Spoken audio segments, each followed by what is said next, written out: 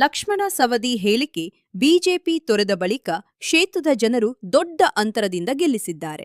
ಮತ ಮಾತ್ರವಲ್ಲ, ಆಶೀರ್ವಾದ ಮಾಡಿದ್ದಾರೆ ಸವದಿ. 2028ಕ್ಕೆ ಕಾಂಗ್ರೆಸ್ ಅಧಿಕಾರಕ್ಕೆ ತರಲು ಒಗ್ಗಟ್ಟಾಗಿ ಕೆಲಸ ಮಾಡುವಂತೆ ಹೈಕಮಾಂಡ್ ಸೂಚನೆ. ಯಾವುದೇ ಖಾತೆ ಸಿಕ್ಕರೂ ಚೆನ್ನಾಗಿ ನಿರ್ವಹಿಸಿದರೆ ಖಾತೆಗೆ ಬೆಲೆ. ಶೀಘ್ರದಲ್ಲೇ ಮಹಿಳಾ ಸಚಿವರ ನೇಮಕ ಮಾಡುವ ಚಿಂತನೆ ಇದೆ ಸವದಿ. ಬಸವರಾಜ ಹೊರಟ್ಟಿ ಬಗ್ಗೆ ಅಪಾರ ಗೌರವವಿದೆ. ಆಂತರಿಕ ವಿಚಾರದ ಬಗ್ಗೆ ಮಾತನಾಡಲ್ಲ. ಬಿಜೆಪಿ ಬರ ಅಧ್ಯಯನ ಮಾಡುವುದು ವಿಪಕ್ಷದವರ ಕರ್ತವ್ಯ. ಹಾಸಿಗೆ ಹಾಸಿಕೊಂಡು ಮಲಗಿಕೊಳ್ಳೋಕೆ ಇದ್ದಾರಾ? ಬಿಜೆಪಿ ವಿರುದ್ಧ ಸವದಿ ಟ್ಯಾಂಗ್. 136 ಶಾಸಕರಿದ್ದರೂ ಸರ್ಕಾರ ಟೇಕ್ ಆಫ್ ಆಗಿಲ್ಲ ಎನ್ನುವುದು ಬಿಜೆಪಿಯವರ ಆರೋಪ ಮಾತ್ರ.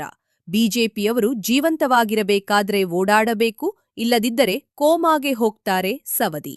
ಅತಿವೃಷ್ಟಿ ಅನಾವೃಷ್ಟಿ ಕುರಿತು ಸೋಮವಾರ ಸಂಪುಟ ಸಭೆಗೆ ವರದಿ ಸಲ್ಲಿಕೆ. ಉತ್ತರ ಕನ್ನಡ ಸೇರಿದಂತೆ 6 ಜಿಲ್ಲೆಗಳಲ್ಲಿ ಪ್ರವಾಸ ಮಾಡಿ ಪರಿಸ್ಥಿತಿ ಅವಲೋಕನ. ವಿರೋಧ ಪಕ್ಷದವರು ಮಲಗಿದ್ದಾರೆ ಎಂದು ಜನ ಮಾತನಾಡುತ್ತಿದ್ದಾರೆ. ಅದಕ್ಕಾಗಿ ಬರ ಅಧ್ಯಯನ ಮಾಡಿದ್ದಾರೆ. ಅವರಿಗೆ ಒಳ್ಳೆಯದಾಗಲಿ ಸವದಿ. ವರದಿ ಗೌಸ್ ಸನದಿ ವಿಜಯ್ ಶಕ್ತಿ, ನ್ಯೂಸ್ ಬೆಳಗಾವಿ. ನಮ್ಮ ಪಕ್ಷದ ನಾಯಕರಾಗಿರ್ತಕ್ಕಂಥ ಶ್ರೀಮತಿ ಸೋನಿಯಾ ಗಾಂಧೀಜಿ ಅವರಿಗೆ, ರಾಹುಲ್ ಗಾಂಧೀಜಿ ಅವರಿಗೆ, ಪ್ರಿಯಾಂಕಾ ವಾದ್ರಾ ಅವರಿಗೆ, ರಾಷ್ಟ್ರೀಯ ಅಧ್ಯಕ್ಷರಾಗಿರ್ತಕ್ಕಂಥ ಮಲ್ಲಿಕಾರ್ಜುನ್ ಖರ್ಗೆಜಿ ಅವರಿಗೆ, ಮುಖ್ಯಮಂತ್ರಿಗಳಾಗಿರ್ತಕ್ಕಂಥ ಸನ್ಮಾನ್ಯ ಡಿ.ಕೆ. ಶಿವಕುಮಾರ್ ಅವರಿಗೆ, ಮಾಜಿ ಮುಖ್ಯಮಂತ್ರಿಗಳಾಗಿರ್ತಕ್ಕಂಥ ಸನ್ಮಾನ್ಯ ಸಿದ್ದರಾಮಯ್ಯ ಅವರಿಗೆ, ಪ್ರದೇಶ ಕಾಂಗ್ರೆಸ್ ಅಧ್ಯಕ್ಷರಾಗಿರ್ತಕ್ಕಂಥ ನಮ್ಮ ವಿಶೇಷವಾಗಿ ಸಂಘಟನೆಯಿಂದ ಬಂದಿರತಕ್ಕಂಥ ಹರಿಪ್ರಸಾದ್ ಅವರಿಗೆ ಮತ್ತು ಪ್ರತ್ಯಕ್ಷ ಅಪ್ರತ್ಯಕ್ಷವಾಗಿ ನನಗೆ ಸಚಿವ ಸ್ಥಾನ ಕೊಡಿಸಲಿಕ್ಕೆ ಮತ್ತು ಕೊಟ್ಟಿರ್ತಕ್ಕಂಥ ಎಲ್ಲ ನಾಯಕರಿಗೆ ನಾನು ಬೆಳಗಾವಿ ಜಿಲ್ಲೆಯ ಜನರ ಪರವಾಗಿ ಮತ್ತು ನನ್ನ ವೈಯಕ್ತಿಕ ಪರವಾಗಿ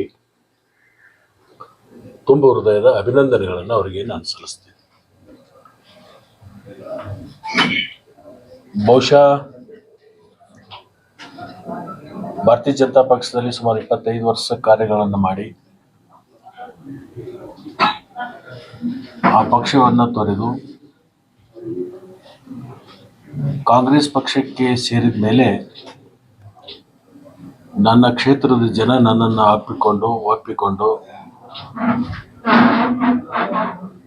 ನನಗೆ ಬಹಳ ದೊಡ್ಡ ಅಂತರದಿಂದ ಗೆಲ್ಲಿಸುವಂಥ ಕೆಲಸವನ್ನು ನನ್ನ ಕ್ಷೇತ್ರದ ಜನ ಕೇವಲ ನನಗೆ ಮತಗಳನ್ನು ಹಾಕಲಿಲ್ಲ, ಮತಗಳ ಮುಖಾಂತರ ಅವತ್ತೇ ನನಗೆ ಆಶೀರ್ವಾದ ಮಾಡಿದರು. ನಮ್ಮ ಕ್ಷೇತ್ರಕ್ಕೆ ಲಕ್ಷ್ಮಣ ಸವದಿ ಬೇಕು ಅಂತಕ್ಕಂಥ ಒಂದು ಭಾವನೆಯನ್ನು ಇಟ್ಕೊಂಡು ನನ್ನ ಮೇಲೆ ಒಂದು ವಿಶ್ವಾಸವನ್ನು ಇಟ್ಕೊಂಡು ಅನೇಕ ವರ್ಷಗಳಿಂದ ನನ್ನನ್ನು ಬೆಳೆಸಿರ್ತಕ್ಕಂಥ ಮತ್ತು ಪೋಷಣೆ ಮಾಡಿರ್ತಕ್ಕಂಥ ನನ್ನ ಕ್ಷೇತ್ರದ ಎಲ್ಲ ಮತದಾರ ಪ್ರಭುಗಳಿಗೆ ಮತ್ತು ವಿಶೇಷವಾಗಿ ನನ್ನ ಗೆಲುವಿಗೆ ಯಾವಾಗಲೂ ನನಗೆ ಬೆನ್ನೆಲುಬಾಗಿ ನಿಂತಿರ್ತಕ್ಕಂಥ ಹಿರಿಯರಿಗೆ ಮತ್ತು ಪ್ರಮುಖ ಕಾರ್ಯಕರ್ತರಿಗೆ ಅವರೆಲ್ಲರಿಗೂ ಕೂಡ ನಾನು ಅತ್ಯಂತ ತಲೆಬಾಗಿ ಅಭಿನಂದನೆಗಳನ್ನು ಸಲ್ಲಿಸ್ತೀನಿ. ಬಹುಶಃ ಇಡೀ ಚುನಾವಣೆ ಇರ್ಬೋದು, ಅವತ್ತಿಡದ ಇವತ್ತಿನ ತನಕ ಮಾಧ್ಯಮದ ಸ್ನೇಹಿತರು ಕೂಡ ನನಗೆ ಸಹಕಾರವನ್ನು ಕೊಟ್ಟಿದ್ದಾರೆ. ಕೆಲವೊಂದು ಸಂದರ್ಭದಲ್ಲಿ ನನಗೆ ಕಿವಿಮಾತುಗಳನ್ನು ಕೂಡ ಹೇಳಿದ್ದಾರೆ. ಅದು ರಾಜ್ಯ ಮಟ್ಟದ ಇರ್ಬೋದು, ಜಿಲ್ಲಾ ಮಟ್ಟದ ಇರ್ಬೋದು, ತಾಲೂಕು ಮಟ್ಟದ ಇರ್ಬೋದು, ಎಲ್ಲ ಮಾಧ್ಯಮದ ಸ್ನೇಹಿತರಿಗೂ ಕೂಡ ನಾನು ಅತ್ಯಂತ ಪ್ರಾಂಜಲ ಮನಸ್ಸಿನಿಂದ ಅವರಿಗೆ ಅಭಿನಂದನೆಗಳನ್ನು ಸಲ್ಲಿಸ್ತೀನಿ. ನಿಮಗೆಲ್ಲರಿಗೂ ಕೂಡ ಮುಂದೂ ಕೂಡ ನಿಮ್ಮೆಲ್ಲರ ಸಹಾಯ ಸಹಕಾರ, ನಿಮ್ಮ ಸಲಹೆ ನನಗೆ ಅವಶ್ಯಕತೆ ಇದೆ. ಅದನ್ನು ಕೂಡ ನಾನು ಬಯಸ್ತೀನಿ ನಿಮ್ಮಿಂದ. ವಿಶೇಷವಾಗಿ ಮುಖ್ಯಮಂತ್ರಿಗಳು, ರಾಷ್ಟ್ರೀಯ ನಾಯಕರು ನನ್ನ ಮೇಲೆ ಒಂದು ವಿಶ್ವಾಸವನ್ನು ಇಟ್ಕೊಂಡು ಒಂದು ಜವಾಬ್ದಾರಿಯನ್ನು ಕೊಟ್ಟಿದ್ದಾರೆ. ಬೆಳಗಾಂ ಜಿಲ್ಲೆ ಇರಬಹುದು, ರಾಜ್ಯದಲ್ಲಿ ಅನೇಕ ಕ್ಷೇತ್ರಗಳಲ್ಲಿ ಸಂಘಟನೆ ಮಾಡೋದ್ರ ಮುಖಾಂತರ, ಸಾರ್ವಜನಿಕರ ಕಷ್ಟ ಕಾರ್ಪಣ್ಯಗಳಿಗೆ ಸ್ಪಂದನೆ ಮಾಡೋದ್ರ ಮುಖಾಂತರ, ಸರ್ಕಾರದ ಯೋಜನೆಗಳನ್ನು ಪಾರದರ್ಶಕವಾಗಿ ಅವ್ರ ಮನೆ ಬಾಗಿಲಿಗೆ ಮುಟ್ಟಿಸೋದ್ರಲ್ಲಿ ನನ್ನ ಪ್ರಾಮಾಣಿಕವಾಗಿರ್ತಕ್ಕಂಥ ಪ್ರಯತ್ನವನ್ನು ನಾನು ಮಾಡ್ತೀನಿ. ಪಕ್ಷದ ವರಿಷ್ಠರು ಏನು ಒಂದು ವಿಶ್ವಾಸ ಇಟ್ಟಿದ್ದಾರೆ, ನನ್ನ ಮೇಲೆ ಒಂದು ಭರವಸೆ ಇಟ್ಟಿದ್ದಾರೆ, ಅದಕ್ಕೆ ಕೊರತೆ ಆಗದ ನಿಟ್ಟಿನಲ್ಲಿ ನಾನು ಕಾರ್ಯವನ್ನು ಮಾಡಬೇಕು ಅಂತಕ್ಕಂಥ ಸಂಕಲ್ಪವನ್ನು ನಾನು ಮಾಡಿದ್ದೆ. ಆ ಸಂಕಲ್ಪ ಸಿದ್ಧಿ ಆಗಬೇಕಾದ್ರೆ ನಮ್ಮ ಅಧಿಕಾರಿಗಳಿರ್ಬೋದು, ಕಾರ್ಯಕರ್ತರಿರ್ಬೋದು, ಅವ್ರ ಸಹಕಾರ ಕೂಡ ನನಗೆ ಬೇಕಾಗುತ್ತೆ. ಅವರೆಲ್ಲರ ಒಂದು ಸಹಕಾರವನ್ನು ಪಡ್ಕೊಂಡು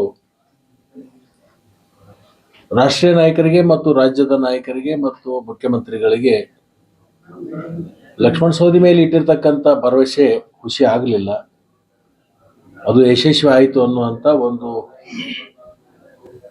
ಭಾವನೆ ಬರುವ ನಿಟ್ಟಿನಲ್ಲಿ ನಾನು ಕಾರ್ಯವನ್ನು ಮಾಡ್ತೀನಿ. ಹೆಚ್ಚು ಅಭಿವೃದ್ಧಿ ಪರವಾಗಿರ್ತಕ್ಕಂಥ ಚಿಂತನೆಯನ್ನು ಮಾಡೋಣ. ಸ್ವಾವಲಂಬಿ ಬದುಕನ್ನು ಕಟ್ಟಲಿಕ್ಕೆ ಬಡವರಿಗೆ ಕೊಟ್ಟಿರ್ತಕ್ಕಂಥ ಯೋಜನೆಗಳೇನಿದ್ದಾವೆ, ಅದರ ಜೊತೆಗೆ ಅಭಿವೃದ್ಧಿಯಲ್ಲಿ 3 ಥರ ಬರುತ್ತೆ: ಅಲ್ಪಾವಧಿ, ಮಧ್ಯಮಾವಧಿ ಮತ್ತು ದೀರ್ಘಾವಧಿ. ಈ 3 ಹಂತದಲ್ಲೂ ಕೂಡ ನಾವು ಕಾರ್ಯಗಳನ್ನು ಮಾಡಬೇಕಾಗುತ್ತೆ. ಜಿಲ್ಲೆಯ ಎಲ್ಲ ಶಾಸಕರನ್ನು ಕೂಡ ವಿಶ್ವಾಸಕ್ಕೆ ತಗೊಂಡು ಒಟ್ಟಾಗಿ ಒಂದಾಗಿ ಸರ್ಕಾರಕ್ಕೆ ಒಳ್ಳೆಯ ಹೆಸರನ್ನು ತರಲಿಕ್ಕೆ, ಪಕ್ಷಕ್ಕೆ ಒಳ್ಳೆಯ ಹೆಸರನ್ನು ತರಲಿಕ್ಕೆ ಏನ್ಯಾವ ಕರ್ಮಗಳನ್ನು ಮಾಡಬೇಕು ಆ ಕೆಲಸವನ್ನು ನಾನು ಮಾಡ್ತೀನಿ. ನಿಮ್ಮ ಸಹಕಾರ ಕೂಡ ನನಗೆ ಬೇಕು. ಧನ್ಯವಾದ. ತಮಗೆ ಸಚಿವ ಸ್ಥಾನ ಕೊಡಬೇಕಿದೆ, ಅನಿವಾರ್ಯತೆ ಆಗಿದೆ, ತಮ್ಮ ಸಾಮರ್ಥ್ಯಕ್ಕೆ ಸಿಕ್ಕಿದ್ದು ಜಿಲ್ಲೆಯಲ್ಲಿ ಎರಡೆರಡು ರೀತಿ ಏನ್ ಮಾಡ್ತಾ ಇದ್ದಾರೆ. ಇದನ್ನ ನಾನು ವಿಶ್ಲೇಷಣೆ ಮಾಡೋಕ್ಕಿಂತ ನೀವೇ ವಿಶ್ಲೇಷಣೆ ಮಾಡಿ ಬರೆದ್ಬಿಟ್ರೆ ಒಳ್ಳೇದು ಅಂತ ನಾನು ಭಾವಿಸ್ಕೊತೇನೆ. ಸರ್, ಈಗ ದೆಹಲಿಯಲ್ಲಿ ಮುಖ್ಯಮಂತ್ರಿಗಳು ಎಲ್ಲ ಬೆಳಗಾವಿ ಜಿಲ್ಲೆ ನಾಯಕರ ಸಭೆ ಕರೆದಿ ಯಾವ ರೀತಿಯ ಒಂದು ಸಲಹೆಗಳನ್ನು ಕೊಟ್ಟರು, ಸೂಚನೆಗಳನ್ನು ಕೊಟ್ಟರು? ಒಟ್ಟಾಗಿ ಹೋಗ್ಬೇಕು, ಒಂದಾಗಿ ಹೋಗ್ಬೇಕು, ಮನಸ್ತಾಪಗಳು ಇರಬಾರ್ದು. 2028ಕ್ಕೆ ಪಕ್ಷ ಪುನಃ ಅಧಿಕಾರಕ್ಕೆ ಬರಬೇಕಾದ್ರೆ ಬೆಳಗಾವಿ ಜಿಲ್ಲೆಯಲ್ಲಿ ಅಷ್ಟೇ ಅಲ್ಲ, ಇಡೀ ರಾಜ್ಯದಲ್ಲಿ ಕಾಂಗ್ರೆಸ್ ಪಕ್ಷದ ಶಾಸಕರು, ಕಾರ್ಯಕರ್ತರು ಒಟ್ಟಾಗಿ ಹೋಗ್ಬೇಕು, ಒಂದಾಗಿ ಹೋಗ್ಬೇಕು. ಆ ನಿಟ್ಟಿನಲ್ಲಿ ನೀವೆಲ್ಲರೂ ಕೂಡ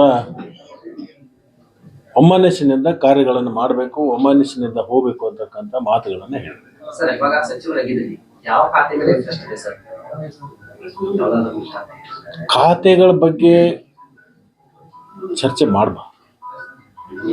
ಯಾವುದೇ ಖಾತೆಗಳಿದ್ದರೂ ಕೂಡ ಅದನ್ನು ಯಾರು ಚೆನ್ನಾಗಿ ನಿರ್ವಹಿಸ್ತಾರೋ ಆ ಖಾತೆಗೆ ಬೆಲೆ ಬರುತ್ತೆ. ಸರ್, ಈಗ ಮಹಿಳಾ ಸಚಿವರು ಇಲ್ಲ, ಯಾವಾಗ ತುಂಬ್ಕೋತಾರೆ ಅಂತ ಬಹುತೇಕ ಬಹಳ ಬೇಗನೆ ಅದನ್ನ ಭರ್ತಿ ಮಾಡುವಂತದ್ರಲ್ಲಿ ಚಿಂತನೆಯನ್ನ ಇವತ್ತು ಮುಖ್ಯಮಂತ್ರಿಗಳು ಮಾಡ್ತಾರೆ. ಸ್ಪೀಕರ್ ಅವ್ರನ್ನ ಕಿತ್ತು ಹೋಗೋದ್ರು, ಬಿಜೆಪಿ ಗುಂಡ ವರ್ತನೆ ಮಾಡಿ ಅಂತ ಹೇಳಿ ಆರೋಪ ಮಾಡ್ತಾರೆ. ಯಾರು? ಅಶೋಕ್ ಅವ್ರು ಮಾಡಿದ್ದಾರೆ. ಭೋಜೇಗೌಡ್ರದ್ದು ಏನೇನಾಗಿತ್ತು? ಏನಿದ್ರು ಭೋಜೇಗೌಡರು? ಯಾವ ತರದ? ಹೇಳಿದ್ರು, ನನ್ ಮುಂದ್ಗಡೆ ಕಸಬಂದ್ರೆ ರಾಜೀನಾಮೆ ಕೊಡಪ್ಪಾನಿ ಅಂತ ಹೇಳಿದ್ರು. ನೋಡಿ, ಈ ರೀತಿ ಯಾವಾಗೂ ಆಗಿರ್ಲಿಲ್ಲ ಅಂತ ಯಾರು? ಹೇಳಿದ್ರು. ನಾನು ಹೊರಟಿವ್ರ ಬಗ್ಗೆ ಅಪಾರವಾಗಿರ್ತಕ್ಕಂಥ ಗೌರವವನ್ನು ಇಟ್ಕೊಂಡಿರ್ತಕ್ಕಂಥ ಒಬ್ಬ ವ್ಯಕ್ತಿ. ಸ್ವತಃ ಅವರು ಮುಖ್ಯಮಂತ್ರಿಗಳ ಮನೆಗೆ ಹೋಗಿದ್ದಾರೆ, ಅವರು ಮುಖ್ಯಮಂತ್ರಿಗಳ ಕಡೆಯಿಂದ ಸತ್ಕಾರ ಸ್ವೀಕಾರ ಮಾಡ್ಕೊಂಡಿದ್ದಾರೆ. ಗೌರವಯುತವಾಗಿ ಅದನ್ನು ಸ್ಥಾನವನ್ನು ಬಿಟ್ಕೊಟ್ಟಿರ್ತಕ್ಕಂಥದ್ದು ನಾನು ಮಾಧ್ಯಮದ ಮುಖಾಂತರ ನೋಡಿದ್ದೆ. ಆಂತರಿಕ ವಿಚಾರ ಬಗ್ಗೆ ನನಗೆ ಗೊತ್ತಿಲ್ಲ, ಅದ್ರ ಬಗ್ಗೆ ನಾನು ಹೇಳ್ತಕ್ಕಂಥದ್ದು ಅದು ಸರಿನೂ ಅಲ್ಲ. ಬಿಜೆಪಿ ಬರ ಅಧ್ಯಯನ ಪರಿಸ್ಥಿತಿಯನ್ನು ಮಾಡಕ್ ಬರ್ತಿದ್ದಾರೆ, ಬೆಳಗಾವಿ ಸೇರಿದಂತೆ ಬೇರೆ ಬೇರೆ ಕಡೆ ಮಾಡ್ತಿದ್ದಾರೆ. ಏನ್ ಹೇಳ್ತೀರಿ? ಮಾಡ್ಬೇಕಾಗುತ್ತೆ, ಅವ್ರ ಕರ್ತವ್ಯ ಅದು. ವಿರೋಧ ಪಕ್ಷವಾಗಿ ಹೋಗ್ಬೇಕಾಗುತ್ತೆ, ತಿರುಗಬೇಕಾಗುತ್ತೆ, ನೋಡ್ಬೇಕಾಗುತ್ತೆ, ಅಧಿವೇಶನ ಸಂದರ್ಭದಲ್ಲಿ ನಮ್ಮ ಗಮನ ಸೆಳಿಬೇಕಾಗುತ್ತೆ. ಅವ್ರ ಜವಾಬ್ದಾರಿ ಮತ್ತೇನು ಹಾಸ್ಕೊಂಡು ಮನ್ಕೊಳಕ್ಕಿದ್ದಾರೆ ವಿರೋಧ ಪಕ್ಷ. ಈಗ 136 ಶಾಸಕರು ಇರುವಂತ ಕಾಂಗ್ರೆಸ್ ಸರ್ಕಾರ ಇಲ್ಲಿವರೆಗೂ ಟೇಕಪ್ ಆಗ್ತಾ ಇಲ್ಲ ಅನ್ನೋಂಥದ್ದು. ನಾಯಕತ್ವ ಬದಲಾವಣೆ ಆಯ್ತು, ಈ ಸಚಿವ ಸಂಪುಟ ವಿಸ್ತರಣೆ, ಖಾಸಗಿ ವಿಸ್ತರಣೆ ಇದರಲ್ಲಿ ನೋಡ್ತಾ ಇದೆ. ಜೊತೆಗೆ ನೆರೆ, ಒಂದ್ ಕಡೆ ನೆರೆ ಇದೆ, ಒಂದ್ ಕಡೆ ಬರ ಇರುವಂತದ್ದು. ಹಂಗಾಗಿ ಎಲ್ಲೋ ಒಂದ್ ಕಡೆ ಸರಿಯಾಗಿ ಟೇಕಪ್ ಆಗ್ತಾ ಇಲ್ಲ, ಇದ್ರಲ್ಲಿನ ಕಾಲ ಕಳೀತಿದ್ದಾರೆ ಅನ್ನೋದು ಯಾರು ಹೇಳ್ತಾರೆ? ಚರ್ಚೆ ಆಗ್ತಿದೆ ಸರ್. ಬಿಜೆಪಿ ಆರಂಭ ಮಾಡಿದ್ದಾರೆ. ಚರ್ಚೆ ಆಗುತ್ತೆ ರೀ. ಅವರು ವಿರೋಧ ಪಕ್ಷದವ್ರು ಚರ್ಚೆ ಮಾಡ್ಲೇಬೇಕು. ಜೀವಂತವಾಗಿ ಉಳಿಬೇಕಾದ್ರೆ ಅವ್ರು ಚರ್ಚೆ ಮಾಡ್ಬೇಕು, ಇಲ್ಲಾಂದ್ರೆ ಅವರು ಕೋಮಕ್ ಹೋಗ್ತಾರೆ. ಚರ್ಚೆ ಮಾಡ್ಬೇಕಾಗತ್ತೆ. ವಿರೋಧ ಪಕ್ಷ ಜೀವಂತವಾಗಿ ಇಡ್ಬೇಕಾದ್ರೆ ಮತ್ತು ಅವರು ಇದನ್ನ ಮಾಡದೆ ಹೋದ್ರೆ 28ಕ್ಕೆ ವಿರೋಧ ಪಕ್ಷದಲ್ಲೂ ಕೊಡಕ್ಕೆ ಅವ್ರಿಗೆ ಅವಕಾಶ ಇರಲ್ಲ. ಬೇರೆ ಯಾರಾದ್ರೂ ಬರ್ಬೋದು. ಮತ್ತೆ ತಾವು ಯಾವ ಅಟ್ಲೀಸ್ಟ್ 28ಕ್ಕೆ ವಿರೋಧ ಪಕ್ಷ ಸ್ಥಾನಗಳಾದ್ರೂ ಕಾಯ್ಕೋಬೇಕಲ್ಲ ಅವ್ರು. ಅದಕ್ಕೂ ಸ್ವಲ್ಪ ಅವ್ರು ಓಡಾಡ್ಬೇಕಾಗತ್ತೆ. ಅವ್ರು ಓಡಾಡಿ ಅಧ್ಯಯನ ಮಾಡಿ ನಮಗೇನು ಸಲಹೆಗಳನ್ನು ಕೊಡ್ತಾರೆ ಅದನ್ನ ಸಲಹೆಗಳನ್ನು ಸ್ವೀಕಾರ ಮಾಡ್ತೀವಿ. ಒಂದು, ಮೊನ್ನೆ ಮುಖ್ಯಮಂತ್ರಿಗಳು ಸಂಪುಟ ವಿಸ್ತರಣೆ ಆದ್ಮೇಲೆ ಸಚಿವ ಸಂಪುಟದ ಸಭೆಯನ್ನ ಕರೆದಿದ್ರು. ಖಾತೆ ಅದನ್ನ ಆಮೇಲೆ ನೋಡೋಣ, ಆಮೇಲೆ ಅದನ್ನೆಲ್ಲವೂ ಕೂಡ ಹಂಚಿಕೆ ಮಾಡ್ತೀವಿ. ತಕ್ಷಣದಿಂದ 31 ಜಿಲ್ಲೆಗೂ ಪ್ರತಿಯೊಬ್ಬ ಸಚಿವರು ಆ ಜಿಲ್ಲೆಗೆ ಹೋಗಬೇಕು, 2 ದಿವಸ ಸಂಚಾರ ಮಾಡಬೇಕು, ಪ್ರತಿಯೊಂದು ವಿಧಾನಸಭೆಯ ಕ್ಷೇತ್ರಗಳಿಗೆ ಭೇಟಿ ಕೊಡಬೇಕು. ಅತಿವೃಷ್ಟಿ ಮತ್ತು ಅನಾವೃಷ್ಟಿ ಎರಡನ್ನೂ ಕೂಡ ವೀಕ್ಷಣೆ ಮಾಡಿಕೊಂಡು ಅದನ್ನ ನಾಳೆ ನಡೀತಕ್ಕಂಥ ಬುಧವಾರದ ಸಚಿವ ಸಂಪುಟದಲ್ಲಿ ಅದನ್ನ ವರದಿಯನ್ನ ಕೊಡಬೇಕು. ಅದನ್ನ ಎಲ್ಲೆಲ್ಲಿ ತುರ್ತು ಕ್ರಮಗಳನ್ನು ತಗೋಬೇಕು ಅದನ್ನ ತುರ್ತು ಕ್ರಮಗಳನ್ನು ತಗೊಳ್ಳಿಕ್ಕೆ ಎಲ್ಲ ಸಚಿವರಿಗೂ ಕೂಡ ಸೂಚನೆಯನ್ನು ಕೊಟ್ಟಿದ್ರು. ನಾನು 2 ದಿವಸಗಳ ಕಾಲ ಉತ್ತರ ಕನ್ನಡ ಜಿಲ್ಲೆಯಲ್ಲಿ 6 ವಿಧಾನಸಭಾ ಕ್ಷೇತ್ರಕ್ಕೂ ಭೇಟಿ ಕೊಟ್ಟಿದ್ದೀನಿ. 6 ವಿಧಾನಸಭೆಯಲ್ಲಿ ಅಧಿಕಾರಿಗಳ ಜೊತೆಗೆ ಸಭೆ ಮಾಡಿದ್ದೀನಿ. ಪ್ರತ್ಯಕ್ಷವಾಗಿ ಬೆಳೆ ಹಾನಿ, ಅತಿವೃಷ್ಟಿ ಮತ್ತು ಅನಾವೃಷ್ಟಿ ಎರಡೂ ಕೂಡ ವೀಕ್ಷಣೆ ಮಾಡಿದ್ದೀನಿ. ನಾಳೆ ಬುಧವಾರ ದಿವಸ ಮುಖ್ಯಮಂತ್ರಿಗಳಿಗೆ ಅದನ್ನು ವರದಿ ಕೊಡುವಂತ ಮಾಡ್ತು. ಇದು ಎಲ್ಲ ರಾಜ್ಯದಲ್ಲಿ, ಎಲ್ಲ ಜಿಲ್ಲೆಯಲ್ಲಿ ಎಲ್ಲ ಸಚಿವರು ಇವತ್ತು ಪ್ರಾರಂಭ ಮಾಡಿದ್ದಾರೆ. ನಾನು ನಿನ್ನೆ ರಾತ್ರಿ 12 ಗಂಟೆಗೆ ನಾನು ಇಲ್ಲಿ ಬಂದಿರೋದು. 6 ಕ್ಷೇತ್ರದ ವೀಕ್ಷಣೆ ಮಾಡಿದ್ದೀನಿ. ಅಲ್ಲಿ ಬೆಳೆ ಹಾನಿ ಇರ್ಬೋದು, ಬರಗಾಲ ಪರಿಸ್ಥಿತಿ ಇರ್ಬೋದು, ಅತಿವೃಷ್ಟಿ ಇರ್ಬೋದು, ಎಲ್ಲವನ್ನೂ ಕೂಡ ನಾನು ವೀಕ್ಷಣೆ ಮಾಡ್ಕೊಂಡು ಬಂದೀನಿ. ಅವರು ಟೇಕಪ್ ಆಗಿಲ್ಲ ಅನ್ನೋದು ನಾವೇನು ಶುರು ಮಾಡಿದ್ವಲ್ಲ, ಇದಕ್ಕೆ ಪರ್ಯಾಯವಾಗಿ ವಿರೋಧ ಪಕ್ಷ ಮಲಗಿದೆಯಲ್ಲ, ಏನ್ ಮಾಡ್ತಾ ಇದೆ, ಜೀವಂತ ಇಲ್ಲಲ್ಲ ಅಂತ ಹೇಳಿ ಜನ ಮಾತಾಡೋದಕ್ಕೆ ಆ ಜನರಿಗೆ ಸಮಾಧಾನ ಆಗೋಗೋಸ್ಕರ ಆದ್ರೂ ಸಹಿತ ಅವ್ರು ಮಾಡ್ಬೇಕು ಅಂತಕ್ಕಂಥದ್ದು ಮಾಡಿದರೆ ಅವ್ರಿಗೆ ಒಳ್ಳೇದಾಗಿ. ಸರಿ, ತಾವು ಈಗ ನಿಭಾಯಿಸ್ತಾರೆ, ಆ ಕೆಪಾಸಿಟಿ ಇದೆ. ಆದ್ರೆ ಬೆಳಗಾವಿ ಜಿಲ್ಲೆ ದೊಡ್ಡ ಜಿಲ್ಲೆ, ಇಲ್ಲೇ ಖ್ಯಾತೆಗಳು ಕೂಡ ಜಾಸ್ತಿ ಇದಾವೆ. ಆ ಖ್ಯಾತೆಗಳನ್ನ ಯಾವ ರೀತಿ ಎದುರಿಸ್ತಾರ ಮತ್ತೆ ನಿಭಾಯಿಸ್ತಾರೆ? ನಾನೇನು ಹೊಸದಾಗಿ ಮಂತ್ರಿ ಆಗಿಲ್ಲ, ಇದು 4ನೇ ಬಾರಿಗೆ ಆಗಿರ್ತಕ್ಕಂಥದ್ದು. ಖ್ಯಾತೆ ಮಾಡೋದು ನಮ್ಮ ಜೊತೆಗೇನು ಮಾಡ್ಬೇಕಲ್ಲ. ಖ್ಯಾತೆ ಮಾಡಿದ್ರೆ ಅವ್ರಿಗೆ ಪರಿಹಾರ ಸಿಗದ ಸಂದರ್ಭದಲ್ಲಿ ಖ್ಯಾತೆ ಮಾಡ್ತಿರ್ತಾರೆ, ಅದ್ರ ಪರಿಹಾರ ಕಂಡುಕೊಂಡು ಅದನ್ನ ಸರಿ ಮಾಡುವಂತ ಕೆಲಸ ಮಾಡೋಣ. ಇಬ್ರು ಬಲಾಢ್ಯರಿಗೆ ಸಚಿವ ಸ್ಥಾನ ಸಿಕ್ಕಿದೆ. ಬೆಳಗಾವಿ ಇದರಲ್ಲಿ ರಾಜಕೀಯ ತೂಕ ಹೆಚ್ಚಾಯ್ತು. ಬೆಳಗಾವಿಗೆ ಇನ್ನೂ ಅನುದಾನ ಬರ್ಬೋದು. ಇನ್ನೊಂದು ಸ್ಥಾನದ ಬೇಡಿಕೆ ಏನ್ ನಡೀತು ನೋಡ್ಬೇಕು, ಅದನ್ನ ವರಿಷ್ಠರು ತೀರ್ಮಾನ ಮಾಡ್ತಾರೆ. ಒಟ್ಟು ನಮ್ಮ ಜಿಲ್ಲೆ ಸರ್ವಾಂಗೀಣ ಅಭಿವೃದ್ಧಿಗೆ ಏನು ಪ್ಲಾನ್ ಮಾಡ್ಬೇಕು, ಪ್ಲಾನ್ ಮಾಡ್ತಾರೆ. ಸರ್, ನಿಮ್ದೊಂದು ಕನಸಿನ ಒಂದು ಬಹಳ ಕಾಳಜಿ ಇರುವಂತಹ ಒಂದು ವಿಚಾರ ಏನಂದ್ರೆ ತೂಕದಲ್ಲಿ ಮೋಸ. ಕಾರ್ಖಾನೆಗಳಲ್ಲಿ ರೈತರಿಗೆ ತೂಕದಲ್ಲಿ ಮೋಸ ಆಗ್ತಾ ಇದೆ ಅನ್ನೋದು ನೀವು ಸದನದ ಒಳಗೆ ಹೊರಗೆ 2 ಕಡೆ ಧ್ವನಿ ಎತ್ತಿ ರೈತರ ಪರವಾಗಿ ನಿಂತಿದ್ರಿ. ಈಗ ನೀವು ಸರ್ಕಾರದ ಒಳಗಡೆನೆ ಹೋಗಿಬಿಟ್ಟಿದ್ರ, ಅದನ್ನ ಯಾವ ರೀತಿಯಾಗಿ ಪರಿಹಾರ ಮಾಡ್ತೀರಿ? ಸಂಬಂಧಪಟ್ಟಂತ ಸಚಿವರ ಜೊತೆಗೆ ಕೂತ್ಕೊಂಡು ಏನ್ ಮಾಡ್ಬೇಕು, ಏನ್ ಯಾವ ತರದಿಂದ ನಡ್ಕೋಬೇಕು ಅನ್ನುವಂಥದ್ದು ಅವ್ರ ಜೊತೆಗೆ ಚರ್ಚೆ ಮಾಡಿ ಅದನ್ನ ತೀರ್ಮಾನ ಮಾಡ್ಲಿಕ್ಕೆ ನಾನು ಸಂಬಂಧಪಟ್ಟಂತ ಯಾರಿಗೆ ಸಕ್ಕರೆ ಇಲಾಖೆ ಹೋಗುತ್ತೆ ಅವ್ರ ಜೊತೆಗೂಡ್ಕೊಂಡು ಚರ್ಚೆ ಮಾಡಿ ಅದನ್ನ ತೀರ್ಮಾನ ಮಾಡ್ತೀವಿ. ಬರುವಂತ ಹಂಗಾಮದಲ್ಲಿ ಸಂಪೂರ್ಣ ನಿಲ್ಲಿಸ್ಲಿಕ್ಕೆ ಆಗದೇ ಇದ್ರು ಸಹಿತ 90 ಭಾಗ ಆದ್ರೂ ನಿಲ್ಲಿಸುವಂತ ಕೆಲಸ ಮಾಡ್ತೀವಿ. ತಮ್ಮ ಕ್ಷೇತ್ರದಲ್ಲಿ 1 ಲಕ್ಷ ಟನ್ ಗುರಿ ಇಟ್ಕೊಂಡಿದ್ವಿ. 75,000 ಇದಾಗಿ ಈಗಾಗಲೇ ನಮ್ಮ ತಾಲೂಕದಲ್ಲಿ 76 ಲಕ್ಷ ಟನ್ ಕಬ್ಬು ಬೆಳೆಯುತ್ತೆ ರಿಪೋರ್ಟ್ ಪ್ರಕಾರ. ಬಹುಶಃ ಅದು 28 ಒಳಗಾಗಿ 2 ಯೋಜನೆಗಳು ಪ್ರಾರಂಭ ಆಗಿದೆ. ಒಂದು ಅಮಾಜೇಶ್ವರಿ, ಇನ್ನೊಂದು ಬಸವೇಶ್ವರ. ಬಸವೇಶ್ವರನು 90 ಭಾಗ ಮುಗಿದಿದೆ, ಅಮಾಜೇಶ್ವರ 90 ಭಾಗ ಮುಗಿದಿದೆ. 2 ತಿಂಗಳಲ್ಲಿ ಆ ಕೆಲಸ ಪೂರ್ಣ ಮಾಡಬೇಕು ಅಂತಕ್ಕಂಥ ಒಂದು ಟೈಮ್ ಬೌಂಡ್ ಇಟ್ಕೊಂಡಿದ್ವಿ.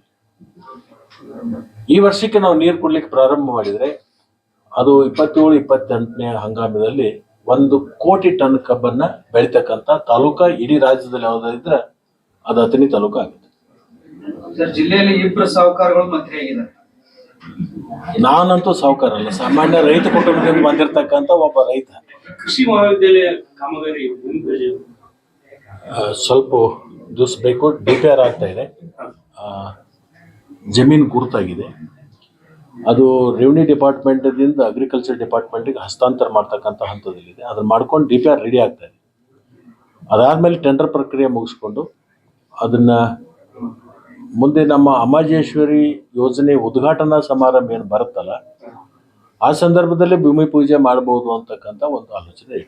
ಸರ್, ಈಗ ಇನ್ನೊಂದು, ಲಕ್ಷ್ಮಣ್ ಸವದಿ ಅವರು ಪಕ್ಷದ ಕಾರ್ಯಕ್ರಮಗಳಲ್ಲಿ ಹೆಚ್ಚಾಗಿ ಭಾಗವಹಿಸುವುದಿಲ್ಲ, ಪಕ್ಷದ ಕಚೇರಿಗೆ ಬರುವುದಿಲ್ಲ ಅನ್ನುವಂತ ಒಂದು ಆರೋಪ ಇದೆ ಸರ್. ಪಕ್ಷದ ಕಚೇರಿಗೆ ಕಾರ್ಯಕರ್ತರನ್ನು ಭೇಟಿಯಾಗುವಂತ ಕಾರ್ಯಕ್ರಮ ನಾನು ಯಾವುದೇ ಜಿಲ್ಲೆಗೆ ಹೋಗಲಿ, ಯಾವುದೇ ತಾಲೂಕಿಗೆ ಹೋಗಲಿ, ಹೋದ್ಮೇಲೆ ಮೊದಲನೇ ಭೇಟಿ ಪಕ್ಷದ ಕಾರ್ಯಾಲಯ. ನಿನ್ನೆ ನಾನು 6 ಕ್ಷೇತ್ರದಲ್ಲಿ ಹೋದಾಗ 6 ಕ್ಷೇತ್ರದ ಅಲ್ಲಿ ವಿಧಾನಸಭಾ ಕ್ಷೇತ್ರದ ಏನು ತಾಲೂಕು ಮಟ್ಟದ ಕಚೇರಿಗಳಿದ್ದಾವೆ, ಕಾರ್ಯಾಲಯಗಳಿದ್ದಾವೆ, ಅಲ್ಲಿ ಭೇಟಿಯಾಗಿ ಆಮೇಲೆ ಅಧಿಕಾರಿಗಳ ಸಭೆ ಮಾಡಿದೆ. ನಾನು ಇವತ್ತು ದಿಢೀರಂತ ಈ ಕಡೆದು ಬಂದಿರತಕ್ಕಂಥ, ಇವತ್ತು ನಾನು ಕಚೇರಿಗೆ ಯಾಕೆ ಹೋಗೋದಿಲ್ಲ ಅಂದರೆ ಅವ್ರಿಗೆ ಯಾರಿಗೆ ನಾನು ತಿಳಿಸಿಲ್ಲ. ನಾನು ಕಾರವಾರ ಮುಗಿಸೊಂದು ಆಕಸ್ಮಿಕವಾಗಿ ಬಂದಿರತಕ್ಕಂಥದ್ದು, ಒಂದು ನಿಗದಿ ಮಾಡಿಕೊಂಡು ಪಕ್ಷದ ಕಚೇರಿಯಲ್ಲಿ ಕೂತ್ಕೊಂಡು ಬರೀ ನಾಮಕವಾಸ್ತಕ್ಕೆ ಹೋಗಿ ಭೇಟಿ ಆಗೋದಲ್ಲ, ಫೇಸ್ ವಾಶ್ ಮಾಡಲಿಕ್ಕಲ್ಲ. ಹೋಗಿ 1 ಗಂಟೆ 2 ಗಂಟೆ ಕೂತು ಕಾರ್ಯಕರ್ತರ ಭಾವನೆ ಏನಿದೆ, ಕಾರ್ಯಕರ್ತರ ಅನಿಸಿಕೆ ಏನಿದೆ, ಅವರ ಸಲಹೆಗಳೇನಿದ್ದಾವೆ, ಅವರು ಯಾವ ಥರದಿಂದ ಮುಂದೆ ನಡ್ಕೋಬೇಕು ಅಂತಕ್ಕಂಥದ್ದನ್ನು ಇಬ್ಬರ ಮಧ್ಯದಲ್ಲಿ, ಕಾರ್ಯಕರ್ತರ ಮತ್ತು ಮುಖಂಡರ ಮಧ್ಯದಲ್ಲಿ ಹೇಗಿರಬೇಕು ಅಂತಕ್ಕಂಥದ್ದನ್ನು ನಾವು ಚರ್ಚೆ ಮಾಡಿಕೊಂಡು ಭೇಟಿ ಆಗಲಿಕ್ಕೇನು ಒಂದು 5 ನಿಮಿಷ ಹೋಗ್ಬೋದು. ದೇವಸ್ಥಾನಕ್ಕೆ ಹೋಗಿ ನಮಸ್ಕಾರ ಮಾಡಿ ಬಂದಂಗೆ ಮಾಡಿದ್ರೆ ಅದು ಕಾರ್ಯಾಲಯಕ್ಕೆ ಹೋದಂಗೂ ಅಲ್ಲ. ಸಮಯ ನಿಗದಿ ಮಾಡಿಕೊಂಡು ಎಲ್ಲ ಪದಾಧಿಕಾರಿಗಳನ್ನು ಅವತ್ತು ಕರೆಸಿಕೊಂಡು ಅಲ್ಲಿ ಕೂತ್ಕೊಂಡು 2 ಗಂಟೆ ಕೂತ್ಕೊಂಡಾಗ ಅದಕ್ಕೆ ಅದು ಅರ್ಥ ಇರ್ತದೆ. ನೆಪಕ್ಕೆ ಮಾತ್ರ ಅದು ಹೋಗೋದಲ್ಲ ಅಂತ ನನ್ನ ಭಾವನೆ. ಒಂದು ವಿಚಾರ, ತಾವು ಮಿನಿಸ್ಟರ್ ಆಗೋದಕ್ಕಿಂತ ಪೂರ್ವದಲ್ಲಿ ಇನ್ನೊಬ್ಬರು ಸಚಿವರು, ತಾವು ಸಿಎಂ ಅವರು ಬೆಳಗಾವಿ ಏನ ಮುಖಂಡರಿದ್ದಾರೆ, ಒಂದು ಕನ್ನಡ ಭವನದಲ್ಲಿ ದೆಹಲಿಯಲ್ಲಿ ಸಭೆ ಆಯ್ತು ಅನ್ನೋ ಒಂದು ವಿಚಾರ ಹೊರಗಡೆ ಬರ್ತಾ ಇದೆ. ಏನಾದ್ರು ಆ ರೀತಿ ಏನಾದ್ರು ಚರ್ಚೆ ಆಯ್ತಾ ಸರ್? ತಮ್ಮ ವಿರೋಧ ಮಾಡಿದ್ರು, ಖಾತೆ ಕೊಡ್ಬೇಕಾದ್ರೆ ಇಲ್ಲಿಯವರು ಪ್ರಭಾವಿ ಸಚಿವರು ವಿರೋಧ ಮಾಡಿರೋ ಅನ್ನೋ ಆರೋಪ ಇದೆ. ಆರೋಪರಿ ಅವು, ಸರ್ ಆ ರೀತಿ ಆರೋಪ ಬೇರೆ, ಸರ್ ಸತ್ಯ ಬೇರೆ. ಬೆಳಗಾವಿ ಈಗ ನಿನ್ನ ಮೇಲೆ ನಾನು ಆರೋಪ ಮಾಡ್ತೀನಿ, ನನ್ನ ಬಗ್ಗೆ ನಿನ್ನ ಒಳ್ಳೆ ಭಾವನೆ ಇಲ್ಲಪ್ಪ ಅಂತೇಳಿ ಆರೋಪ ಮಾಡ್ತೀನಿ, ಬಟ್ ನೀ ಹೇಳ್ಬೇಕಲ್ಲ. ಹಾಗೇನಿಲ್ಲ. ಮುಖ್ಯಮಂತ್ರಿಗಳು ಕರ್ನಾಟಕ ಭವನದಲ್ಲಿ ಇದ್ದಂಥ ಸಂದರ್ಭದಲ್ಲಿ ಸಹಜವಾಗಿ ಎಲ್ಲರೂ ಕೂಡಿದ್ವಿ. ಆಯಾ ಜಿಲ್ಲಾ ವೈಸು ಯಾರ್ಯಾರು ಬಂದಿದ್ರು ಅವರೆಲ್ಲರನ್ನು ಕರೆಸ್ಕೊಂಡು ಕೂತ್ಕೊಂಡು, ಮಂತ್ರಿ ಯಾರೇ ಆಗಲಿ ಯಾರೇ ಬಿಡಲಿ ಎಲ್ಲರೂ ಕೂಡ ಒಮ್ಮನಸ್ಸಿನಿಂದ ಒಂದಾಗಿ ಹೋಗ್ತಕ್ಕಂಥದ್ದು ಮಾಡಿದರೆ ಮುಂದೆ ಎಲ್ಲರಿಗೂ ಮತ್ತು ಭವಿಷ್ಯ ಇದೆ ಅಂತಕ್ಕಂಥ ಮಾತುಗಳನ್ನು ಅವ್ರು ಹೇಳಿದ್ರು. ಅದನ್ನೇನು ದೊಡ್ಡ ವಿಶೇಷ. ಬರ್ತಕ್ಕಂತ ಚುನಾವಣೆ, ವಿಧಾನಸಭಾ ಚುನಾವಣೆಯಲ್ಲಿ ಬೆಳಗಾವಿಯಲ್ಲಿ 11 ಕ್ಷೇತ್ರಗಳಲ್ಲಿ 12 ಕ್ಷೇತ್ರಗಳಲ್ಲಿ ಕಾಂಗ್ರೆಸ್ ಗೆಲ್ಲುತ್ತಾರೆ. ಆ ನಿಟ್ಟಿನಲ್ಲಿ ಹೆಚ್ಚುವರಿ ಸೀಟನ್ನ ಗೆಲ್ಲಿಸ್ಕೊಂಡು ಬರೋ ನಿಟ್ಟಿನಲ್ಲಿ ಏನಾದ್ರು ರೂಪರೇಷ ಆ ರೀತಿ ಏನಾದ್ರು ನೀವು ಗೆಲ್ಲಿಸ್ಕೊಂಡು ಬರ್ಬೇಕು ಅನ್ನೋ ಒಂದು ಟಾರ್ಗೆಟ್ ಏನಾದ್ರು ಕೊಟ್ರ ಅಂತ? ಈಗ ನ್ಯೂಸ್ ಫಸ್ಟ್ದಲ್ಲಿ ಇದೆಯಾ, ಶ್ರೀಕಾಂತ್ ಕುಬ್ಬಕಡ್ಡಿ ನ್ಯೂಸ್ ಫಸ್ಟ್ದು ವರದಿ ಮಾಡ್ತಾನೆ. ಆ ನ್ಯೂಸ್ ಫಸ್ಟ್ ಬೆಳಿಬೇಕು, ಇನ್ನಷ್ಟು ಅದು TRP ಹೆಚ್ಚಾಗಬೇಕು ಅಂತ ಹೇಳಿ ನೀವು ಕೆಲಸ ಮಾಡ್ತಿದ್ದಾನೆ. ನಾವು ಹಾಗೆ ಸರ್, ಈಗ ದೊಡ್ಡ ಜಿಲ್ಲೆ ಇರೋದ್ರಿಂದ ಜಿಲ್ಲಾ ವಿಭಜನೆ ಆಗ್ಬೇಕಂತ ಹೇಳಿ ಬಹಳ ದಿನದಿಂದ ಬೇಡಿಕೆ ಇದೆ, ಬಹಳ ದಿವಸದಿಂದ ಬೇಡಿಕೆ ಇದೆ. ಆ ಬೇಡಿಕೆಗೆ ಎಲ್ಲರೂ ಪೂರಕವಾಗಿದ್ದಾರೆ. ಅದನ್ನ ಸದ್ಯಕ್ಕೆ ಮಾಡ್ಲಿಕ್ಕೆ ಕಾನೂನದು ತೊಡಕಿದೆ.